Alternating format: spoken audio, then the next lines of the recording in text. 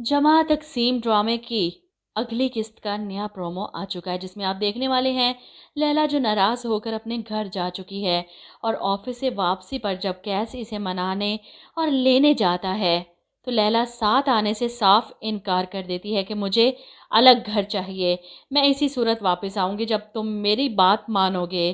कैस इसे समझाने की कोशिश करता रहा कि ऐसा नहीं हो सकता, लेकिन लैला साथ आने से इनकार करती है और कैस भी गुस्से में उठकर वहाँ से चला जाता है। घर पहुँचता है तो घर वाले सवाल करते हैं कि लैला कहाँ है, साथ नहीं आई, जिस पर कैस मजबूरन घर वालों को बता देता है कि लैला ने अलग घर की डिमांड की है। ये सुनने की देर थी, घर में एक कोहराम मच जाता है। इसकी माँ तो रोना पीटना शुरू कर देती है और वो आगे बढ़कर अपनी माँ को चुप करवाता है कि मैं आप लोगों को छोड़कर कहीं नहीं जा रहा, लैला को वापस आना है तो इसी घर में आएगी। लेकिन कैस की माँ तो इन बातों को अपने दिल पर ले लेती हैं। इनकी बेटी आती है तो इसके सामने रोती हैं, मुट्ठी में ले लिया है मेरे मासूम बच्चे को। नुदरत भी माँ की परेशानी पर इनको हौसला देती है कि मैं समझाऊंगी कैस को कि वो अपनी बीवी के कहने पर आकर अगर अलग हुआ तो ये घर बिखर जाएगा, बाकी दोनों भी अलग होने की बात करेंगी। और माँ बेटी के कंधे पर सर रखे रो रही हैं कि बहुत बड़ी गलती हो गई लैला को इस घर की बहू बनाकर। इधर कैस की बातों का इसकी भाभीियों पर काफ़ी ज़्यादा असर होता है।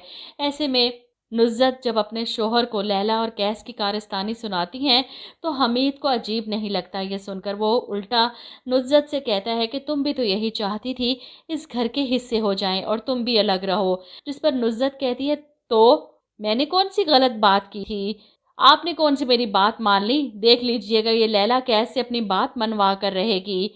वहीं दूसरी तरफ राशिदा भी अपने शोहर को ये सब बताती है और अलग रहने के फ़वाइद भी गिनवाती है। कौन से फ़ायदे होते हैं मिलजुल के रहने के, अपने हाथ में खर्चा हो तो इंसान चोर नहीं बनता। कैस काफ़ी परेशान है, लैला की बात नहीं मान सकता और लैला के बगैर रह भी नहीं सकता। और वहीं दूसरी तरफ लैला भी सोच सोच कर परेशान रातों की नींद उड़ जाती है कि इसे कैस से इतनी बड़ी बात की डिमांड नहीं करनी चाहिए थी। अपनी फैमिली से अलग वो नहीं रह सकता, मुझे ही एडजस्ट करने की ज़रूरत है। वो खुद ही अपना सामान उठाती है और अगले दिन सुबह ही सुबह घर वापस आ जाती है। कमरे में आती है तो कैस को लगता है कि शायद वो ख्वाब देख रहा है।